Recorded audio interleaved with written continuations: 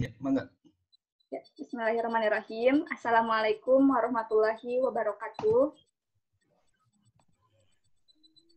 Waalaikumsalam Waalaikumsalam warahmatullahi warahmatullahi wabarakatuh. wabarakatuh. Alhamdulillahirrahmanirrahim. Pada kesempatan kali ini kita bisa berkumpul kembali tatap muka di Zoom meeting.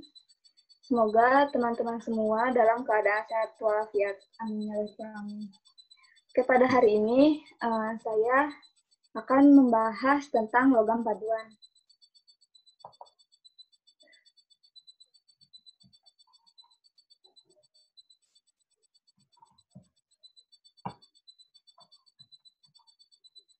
Nah, mungkin untuk yang akan dibahas pada logam paduan, akan bahas dulu logam itu apa, terus logam murni secara singkatnya seperti apa, dan pada intinya saya di sini akan membahas tentang logam paduan. Nah, untuk definisi logam adalah unsur kimia yang mempunyai sifat-sifat kuat, liat, keras, penghantar listrik, dan panas, serta mempunyai titik cair tinggi. Logam merupakan bahan yang dapat ditempa, mengkilat, magnetis, dan dapat dicampur secara homogen dalam berbagai kadar.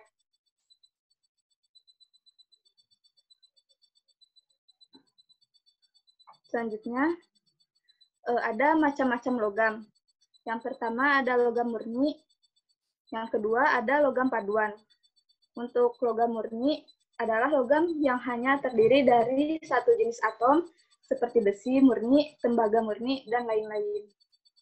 Untuk logam paduan atau metal alloy adalah logam yang terdiri dari dua atau lebih jenis atom dan merupakan campuran dari dua macam logam atau lebih yang dicampur satu sama lain dalam keadaan cair.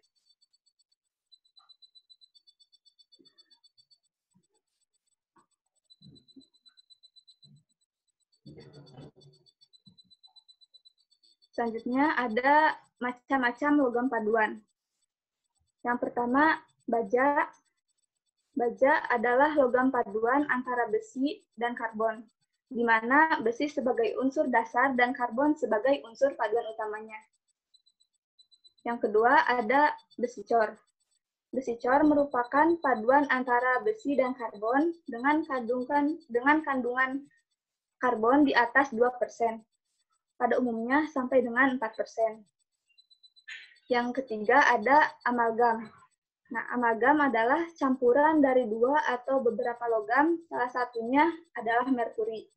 Jadi, amalgam di sini tuh campuran dari beberapa logam, namun pada salah satunya itu merupakan merkuri dan yang lainnya logam yang lain seperti itu. Terus yang keempat ada kuningan.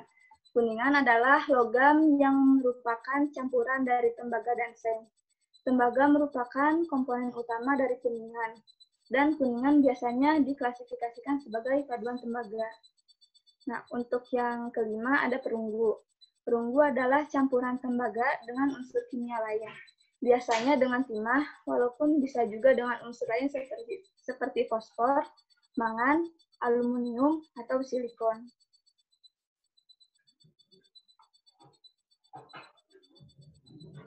Untuk selanjutnya, kita paparkan satu-satu saja. Yang pertama dari baja. Nah, baja adalah logam paduan antara besi dan karbon, di mana besi sebagai unsur dasar dan karbon sebagai unsur paduan utamanya. Kandungan karbon dalam baja kurang dari 1,4%. Berat sesuai grade-nya. Dalam proses pembuatan baja akan terdapat unsur-unsur lain selain karbon yang akan tertinggal dalam baja seperti mangan, silikon, kromium, vanadium, dan unsur lainnya.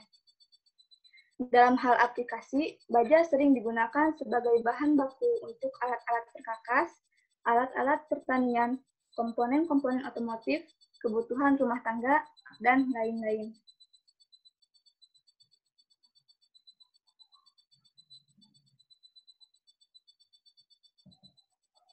Selanjutnya, ada klarifikasi baja berdasarkan komposisi kimianya.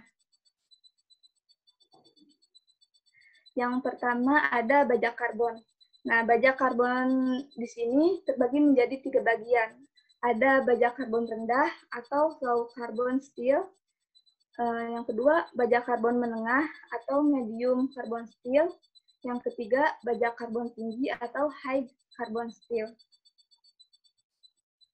Nah, untuk baja karbon rendah atau low carbon steel, baja karbon rendah adalah baja yang mengandung karbon kurang dari 0,25% karbon. Untuk baja karbon menengah atau medium carbon steel adalah baja yang mengandung karbon 0,25% sampai 0,6%. Untuk yang ketiga, baja karbon tinggi atau high carbon yang mengandung karbon 0,6% sampai 1,4%. Nah, baja karbon tinggi ini memiliki tahanan panas yang tinggi dan kekerasan yang tinggi. Karetnya ada baja paduan atau alloy steel. Dibagi menjadi 3 bagian, yaitu baja paduan rendah atau low alloy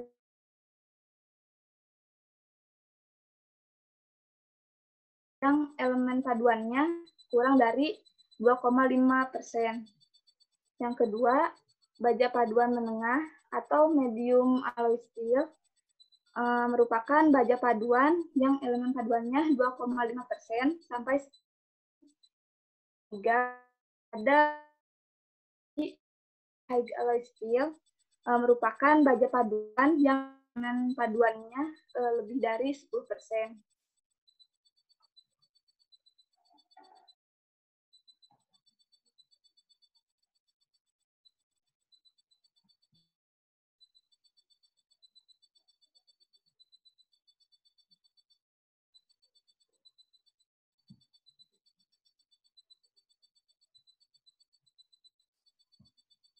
Sebentar Pak, laptopnya nge-lag.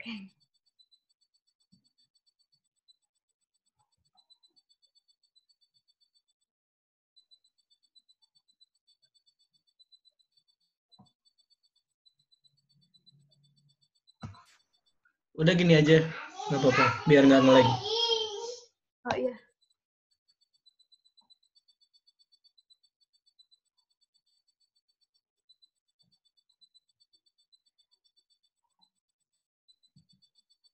Nah, untuk sekarang yaitu proses ada proses konvertor. Konvertor adalah bejana yang berbentuk bulat lonjong terbuat dari plat baja. Bagian dalam dilapisi dengan batu tahan api yang berfungsi untuk menyimpan panas yang hilang sekaligus menjaga supaya plat baja tidak lekas aus. Bejana tersebut dapat diputar pada kedua porosnya.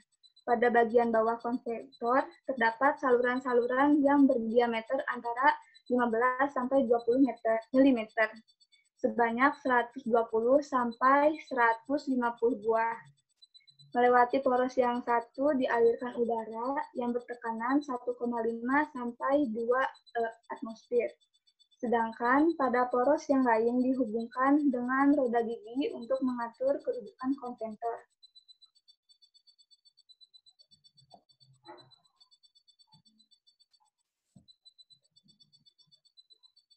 Nah, proses pembuatan baja pada proses konvektor ini secara umum, yang pertama dipanaskan dengan kokas sampai suhu 15.000 Celcius. Yang kedua dimiringkan untuk memasukkan bahan baku baja. Yang ketiga tegak dihembuskan udara 5 sampai 2 atmosfer dengan kompresor. Yang kedua, setelah 20 sampai 25 menit, konvektor dijungkirkan untuk mengeluarkan hasilnya.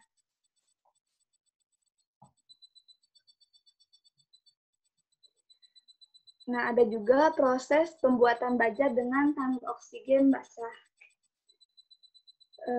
pada proses ini menempati 70% proses produksi baja di Amerika Serikat, merupakan modifikasi dari proses desemer. Proses desemer merupakan uap air panas ditiupkan pada besi kasa cair untuk membakar zat kotoran yang tersisa. Proses BOF memakai oksigen murni sebagai pengganti uap air.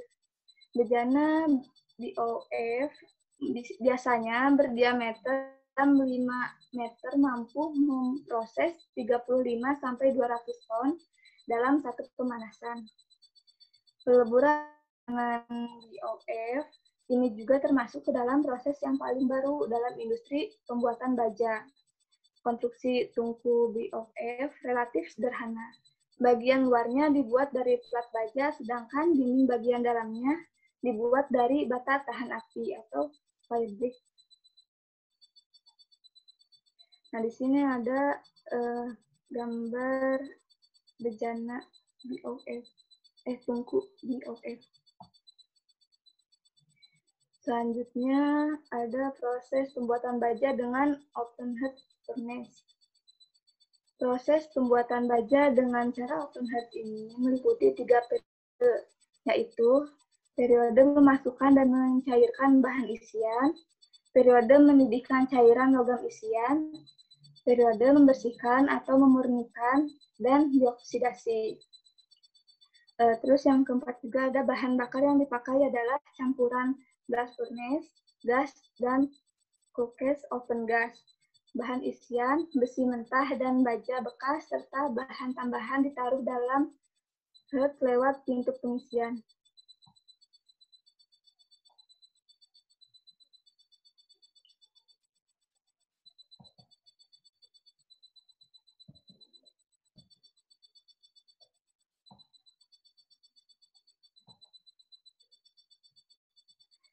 Di sini juga ada manfaat baja. Baja banyak digunakan dalam pembuatan struktur atau rangka bangunan dalam bentuk baja profil, baja tulangan beton biasa, anyaman kawat, atau pada akhir-akhir ini dipakai juga dalam bentuk kawat potongan yang disebut fibre atau metal fibre sebagai tulang beton. Dalam skala yang lebih kecil, logam secara luas dipakai sebagai penguat, misalnya bentuk paku, skrup, baut, kawat, pelat, bantalan jembatan, atau sebagai bahan lain bentuk lembaran, misalnya bentuk atap atau lantai jembatan, atau juga bentuk dekorasi. Nah, selanjutnya, macam-macam logam paduan. Yang kedua ada besi cor. Besi cor merupakan paduan antara besi dan karbon dengan kandungan karbon di atas 2%, pada umumnya sampai dengan 4%. Paduan ini memiliki sifat mampu cor yang sangat baik, namun memiliki elongasi yang relatif rendah. Oleh karenanya, proses pengerjaan bahan ini tidak dapat dilakukan melalui proses pembentukan, melainkan melalui proses pemotongan atau pemesinan maupun pengecoran. Dari warna patahan, pertama besi cor putih yang dari struktur ledeburit atau coran keras. Yang kedua, besi cor meliet yang struktur campurannya yaitu antara perlit dengan ledeburit. Yang ketiga, besi cor kelabu yang struktur campurannya yaitu perlit atau ledeburit sejumlah unsur karbon dalam bentuk koloni grafit. Terus di sini juga terdapat manfaat besi tuang atau cor. Yang pertama, ada pipa yang menahan tekanan dari luar sangat tinggi. Yang kedua, tutup lubang saluran drainase dan alat saniter lain. Yang ketiga, dia struk rangka yang menahan gaya tekan. Yang keempat, bagian mesin. Yang kelima, pintu gerbang, tiang lampu. Yang keenam, sendi atau jembatan. Yang ketujuh, kerangka mesin seperti mesin bubut, mesin keras, dan alat pengepres. Yang kedelapan, uli sabuk, dan mesin. Yang ke-9, pipa saluran, dan sebagainya.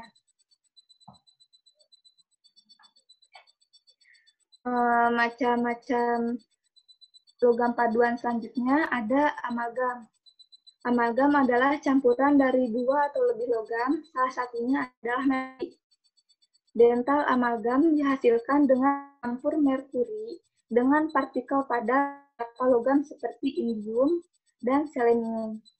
Menurut American Dental Association atau ADA, amalgam adalah logam campuran dari merkuri, perak, timah, dan tembaga, serta logam lain untuk menangkap sifat fisik dan mekanikal.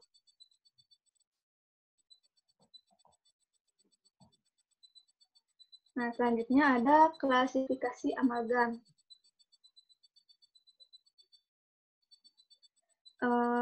Yang pertama, berdasarkan bentuk partikel. 1, lead cut. Nah, panjang dari partikel alloy lead cut berkisar antara 60 sampai 120 mm, ketebalan 10 sampai 70 mm, dan dan juga alloy konvensional mengandung 66% sampai 73% perak, 25 sampai 29% timah, dan 6% tembaga. Mungkin dapat ditemukan juga zinc sampai 2% dan merkuri 3%. Untuk yang kedua ada spherical. Nah, spherical ini diperkenalkan sejak tahun 1960. Umumnya ukuran partikelnya dari 40 sampai 50 mm atau kurang. Amalgam spherical memerlukan sedikit merkuri dan mengurangi tekanan kondensasi. Kelebihan alloy berbentuk spherical adalah mudah dikondensasi ke area yang sulit untuk diakses karena tidak memerlukan tekanan kondensasi yang besar, dapat mengeras dengan cepat, dan lebih halus saat di-carving, burnishing, dan polishing. Kekurangannya sulit mencapai bagian bentuk interproksimal. Yang kedua ada berdasarkan kandungan tembaga atau Cu. Yang pertama ada low copper amalgam. Alloy ini mengandung kurang dari 6% tembaga. Komposisi dasarnya adalah sebagai berikut. Ada Ag 69,4%, N 26,2%, Cu 3,6%, dan zinc 0,8%. Yang kedua ada high cover amalgam.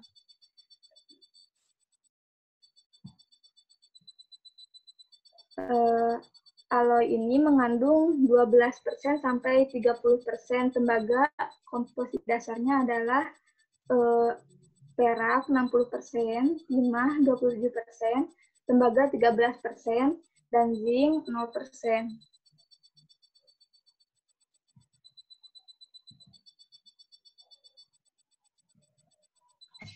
Ya, lanjutkan.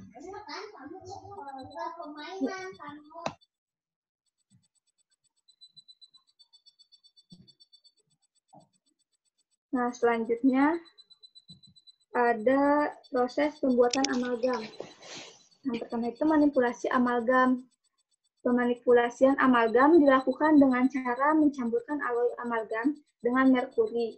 Rasio bubuk alloy amalgam dengan merkuri yang biasa digunakan adalah 1:1 dengan persentase merkuri bervariasi dari 43% sampai 54% pada alloy spherical.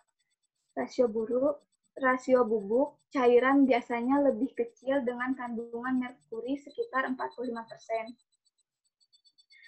Proses selanjutnya adalah triturasi, yaitu mengadukan bubuk dengan cairan yang dapat dilakukan secara manual menggunakan mortar dan pastel, maupun secara mekanis menggunakan amalgamator dan kapsul. Hasil dari proses triturasi adalah didapatnya suatu massa plastis yang disebut amalgam. Setelah triturasi, amalgam dimasukkan ke dalam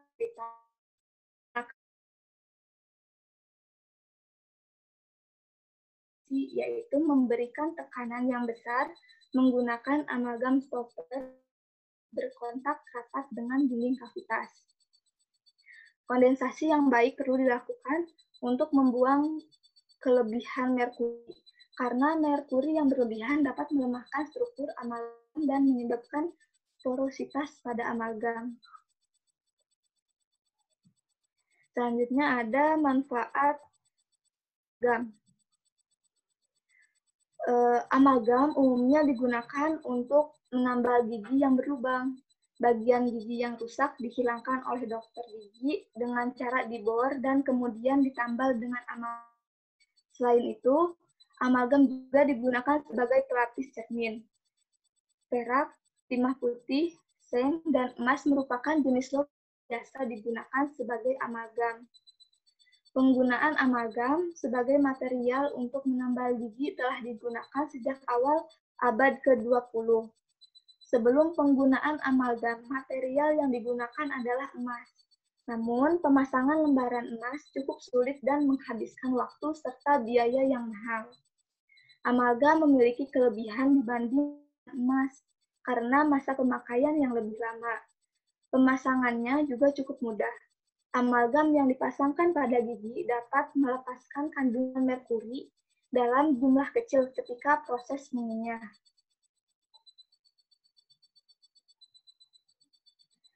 Macam-macam logam paduan selanjutnya yaitu kuningan. Kuningan adalah logam yang merupakan campuran dari tembaga dan seng. Tembaga merupakan komponen utama dari kuningan, dan kuningan biasanya diklasifikasikan sebagai paduan tembaga.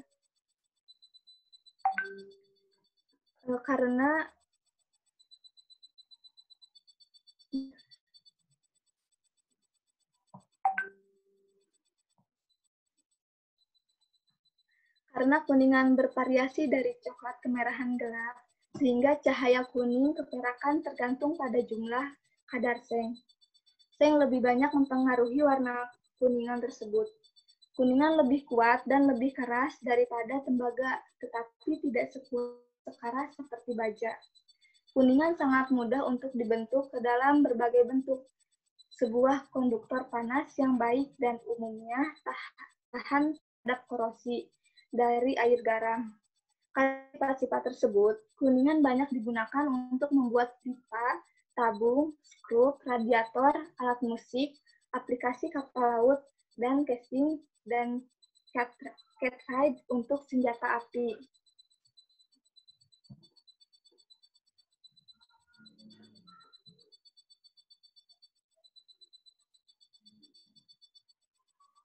Ini merupakan proses pembuatan kuningan. Salah satunya itu melting. Sejumlah bahan tembaga yang tepat sesuai takaran paduan ditimbang dan dipindahkan ke dalam tungku peleburan dalam suhu sekitar 1920 derajat Fahrenheit atau 1050 derajat Celcius. Sejumlah seng yang sudah ditimbang agar sesuai paduan disiapkan. Seng ditambahkan setelah tembaga mencair. Sekitar 50% dari total seng dapat ditambahkan untuk mengkompensasi seng yang menguap selama operasi peleburan antara tembaga dan seng. Jika ada bahan lain yang diperlukan untuk perumusan kuningan tersebut, mereka juga dapat ditambahkan. Nah, selanjutnya, logam cair paduan tembaga dan seng dituangkan ke dalam cetakan. Diperbolehkan untuk memperkuat ke dalam lembaran. Dalam beberapa operasi penuangan dilakukan terus-menerus untuk menghasilkan lembaran yang panjang. Selanjutnya, bila logam cair paduan tembaga dan seng sudah cukup dingin untuk dipindahkan, maka dikeluarkan dari cetakan dan dipindah ke tempat penyimpanan.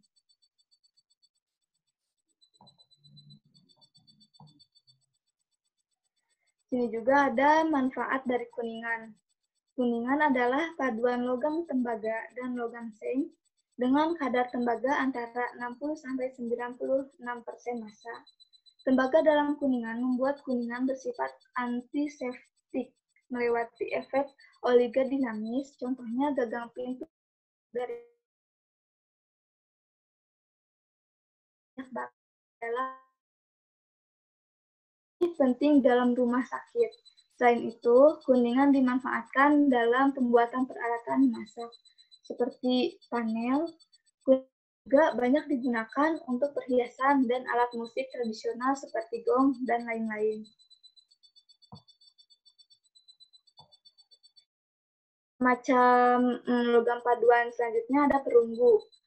Perunggu adalah campuran tembaga dengan unsur kimia lain, biasanya dengan timah, walaupun bisa juga lain seperti fosfor, mangan, aluminium, atau silikon. Perunggu bersifat keras dan digunakan secara luas dalam industri. Perunggu sangat penting pada masa lampau, bahkan pernah suatu masa disebut sebagai perunggu. Ada juga manfaat perunggu, yaitu didasarkan pada sifat-sifatnya yang baik secara fisik, mekanik, maupun kimia. Sifat perunggu yang cukup keras tapi elastis dan memiliki titik leleh rendah memudahkan perunggu ditempa atau dicetak, lain menjadi perhiasan patung, medali untuk penghargaan, dan peralatan rumah tangga.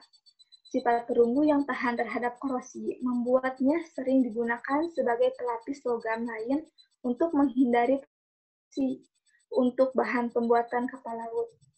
Di samping itu, sifat perunggu yang memiliki kualitas resonansi yang baik membuat perunggu banyak digunakan untuk membuat gong lonceng dan peralatan musik tradisional seperti gamelan. Mungkin untuk materinya dicukupkan. Dilanjutkan ke sesi tanya jawab mungkin ya Pak ya.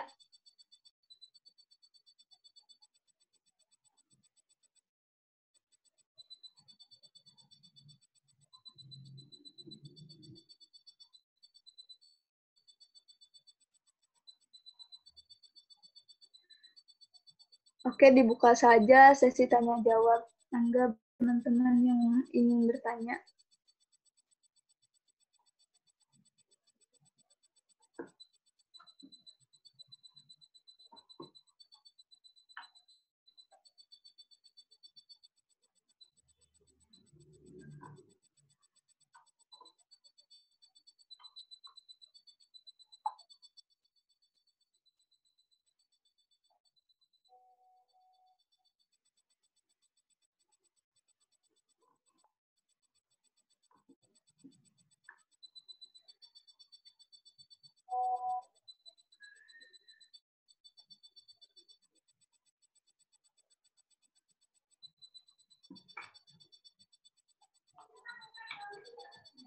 Enggak, teman-teman ada yang ingin tanyakan?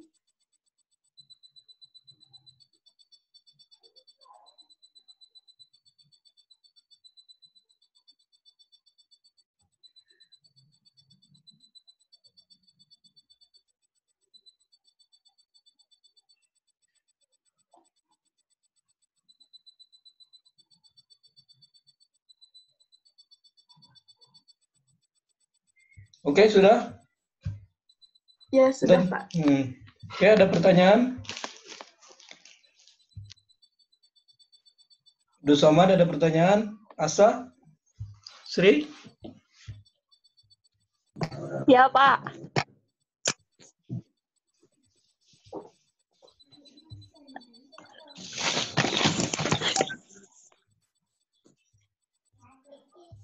Ya, silakan Masa, ada pertanyaan? Udah, Dev. Ya, silakan. Ya, Pak. Bentar ya, tadi keluar sebentar dulu. Ya, silakan ayo. Yang ada pengelompokan baja berdasarkan penyusun kimiawinya di slide awal-awal.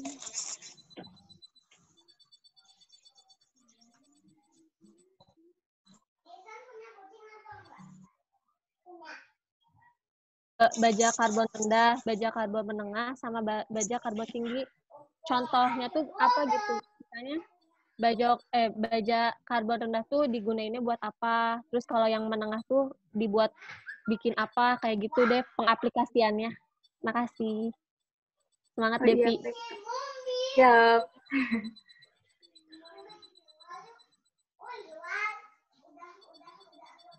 Ada lagi pertanyaan, Salma, Cindy? Saya mau nanya, Pak. Iya, silahkan. Kumpulin dulu ya. Iya. Jadi tadi yang di besi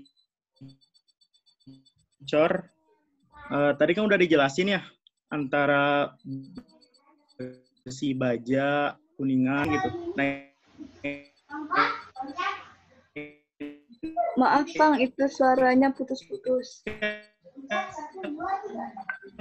nggak ada gambarnya, jadi saya kurang bisa.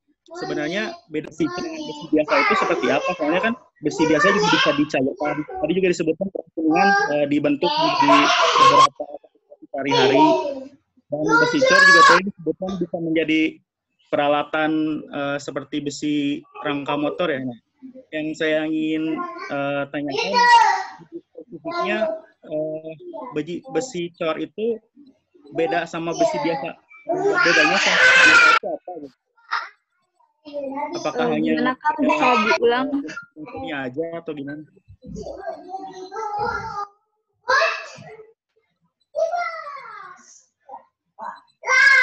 Yang itu ya, besi cor. Itu kan banyak pengaplikasiannya ya. Ya.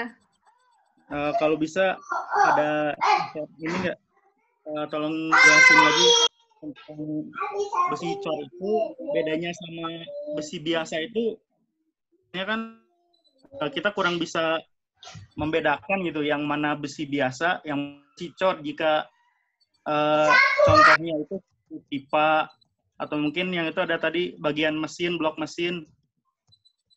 Biasanya orang awam kan mengklasifikasikannya itu besi biasa aja gitu. Nah, untuk membedakannya itu secara visual itu ada nggak gitu? Terima kasih. Oh iya, baik. Berarti perbedaan antara besi yang biasa dengan besi cor begitu, Kang? Iya, iya.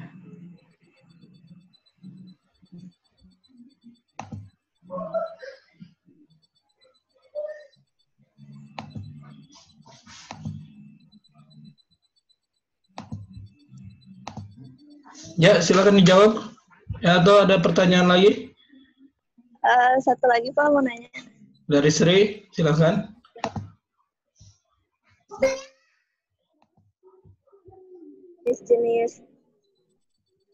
Jenis-jenis ini ada baja karbon rendah, menengah, tinggi, rendah kayak gitu. Nah untuk tiap-tiap jenisnya itu tadi sempat dijelasin nggak, kayak misalnya untuk karbon rendah itu memiliki kandungan karbon berapa persen, terus untuk menengah berapa persen, serta baja karbon tinggi memiliki kadar berapa persen kayak gitu. Sempat dijelasin nggak, Dep? Oh iya, sempat dijelasin, yuk. Oh gitu. Ya, Iya. untuk minta dipaparin. Ya, Dep. Tadi soalnya sinyalnya putus-putus. Oh iya, baik. Makasih, Dep. Siap, Ya nih, sama-sama. sinyal Telkomselnya atau IndiHome-nya juga sama nih. Kacau. Ya, dapat paling gitu aja. Ya, oke. Enggak, Devi, dijawab. Ya, baik, Pak.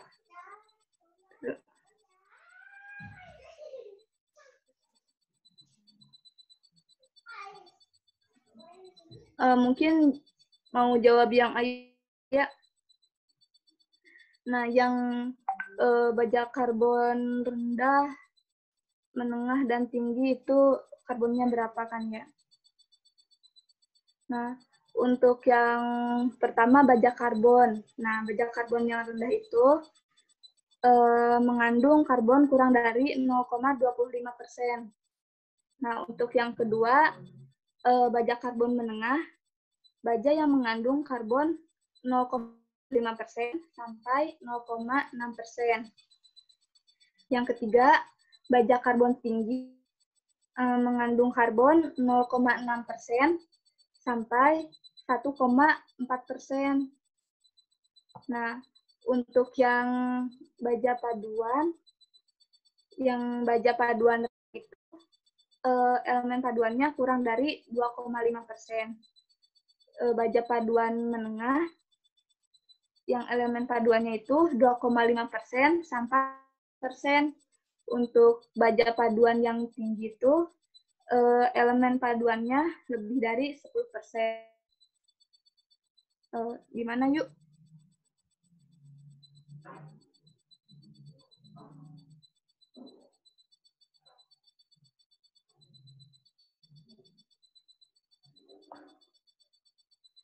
Yuk, apa cukup atau bagaimana? Oh iya deh, sip nuhun. Tadi sempat putus-putus. Makasih udah dijelasin lagi. Oh iya, siap yuk. Siap, nuhun. Sama-sama. Mungkin mau jawab yang Asa juga. Tadi Asa pertanyaannya pengaplikasian baja karbon rendah, karbon menengah, sama tinggi ya.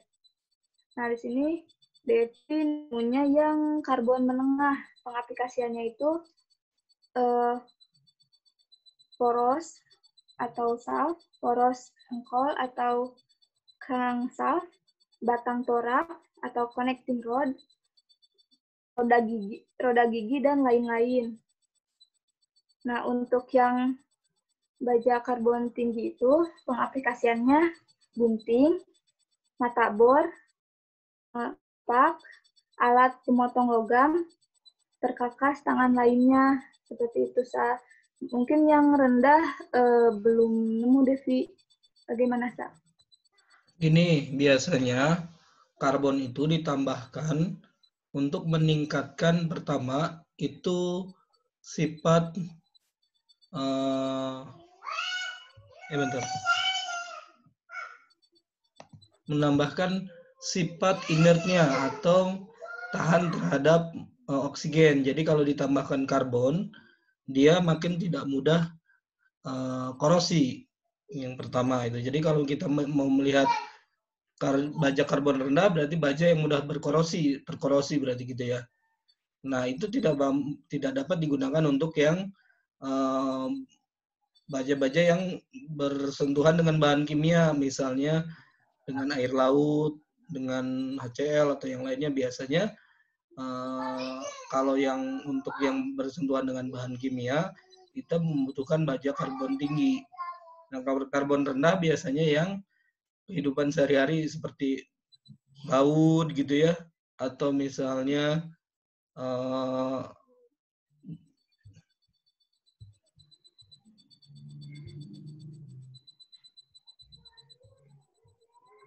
kemudian ini saya punten ya, ini saya lagi nge-zoom juga, lagi meeting juga ini sambil kuliah, sambil nguji juga TA ya. Jadi harap maklum kalau ada saya fokusnya di dua tempat yang berbeda sambil ngasuh anak juga ini. Jadi kemudian yang menengah itu biasanya yang aplikasi untuk yang misalnya permesinan gitu ya. Oh, bentar. Bentar dulu ya. Iya, Pak. Ya, enggak, Pak.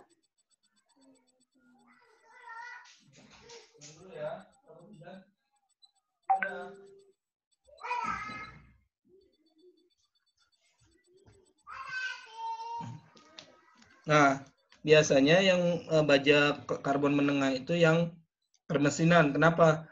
Karena dia tingkatan oksidasinya lumayan bagus, maksudnya menahan oksidasinya bagus, tetapi kekuatannya kurang.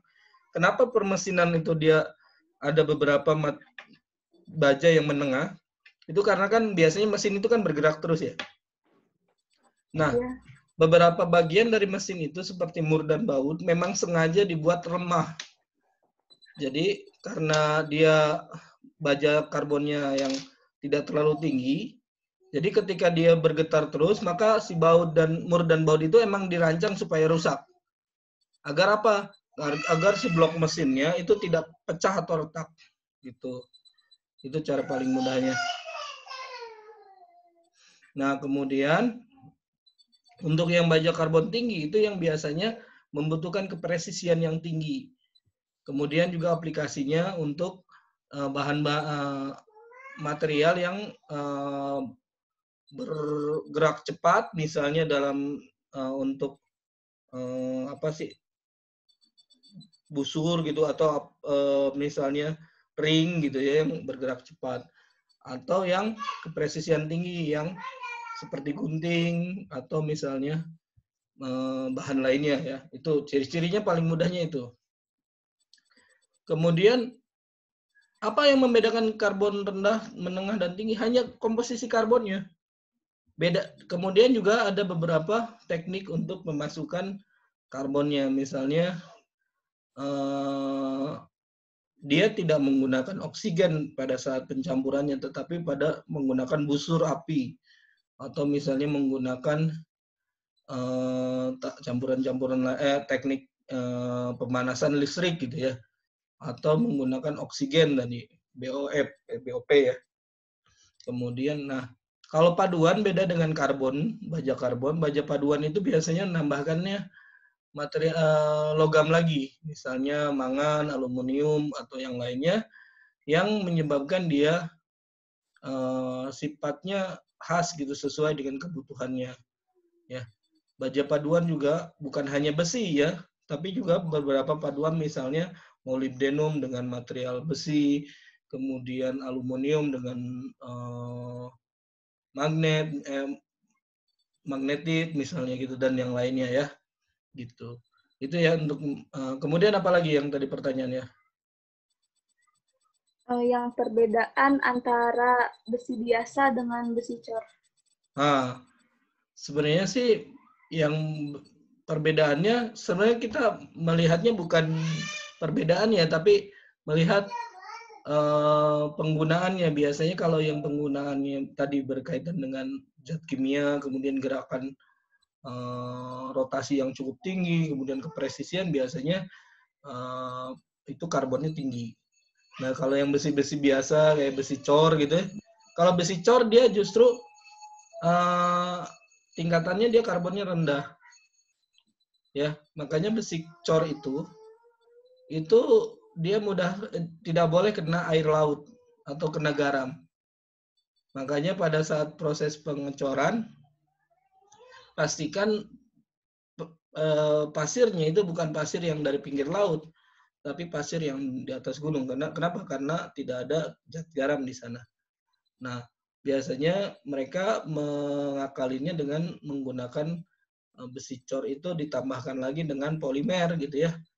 Misalnya campuran dari betonnya itu ditambahkan polimer sehingga pertama meningkatkan kekuatan, yang kedua adalah mengurangi dari sisi oksidasi gitu ya. Biasanya yang cor itu hampir karbonnya rendah, dan mereka apa ya istilahnya, ya bentuknya sudah batang lah ya, batangan gitu. Apalagi ada lagi pertanyaan? Pertanyaannya udah. Sudah ya? Nah, yang menarik dari paduan ini adalah, jadi dia istilahnya komposit. Ya. Komposit itu campuran dari bahan A dan B. Ya, ketika dia dicampurkan, maka bukan lagi memiliki sifat A atau sifat B, tetapi memiliki sifat yang baru, yang umumnya lebih superior daripada sifat A dan B.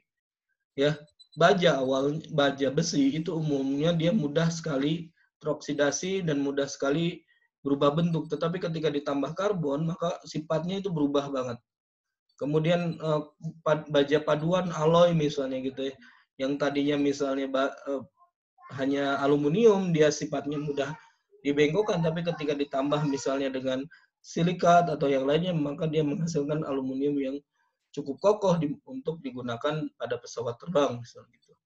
Atau misalnya paduan molybdenum.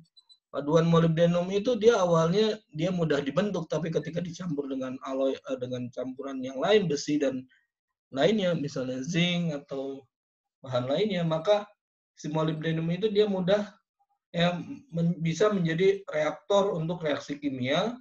Kemudian juga dia bisa pada tekanan udara yang sangat tinggi atau suhu yang sangat tinggi juga. Ya. Jadi intinya mah adalah menambahkan sesuatu pada material A, misalnya itu menjadi komposit yang baru, itu akan mengubah ya sifat dari material tersebut. Oke? Ada pertanyaan lagi?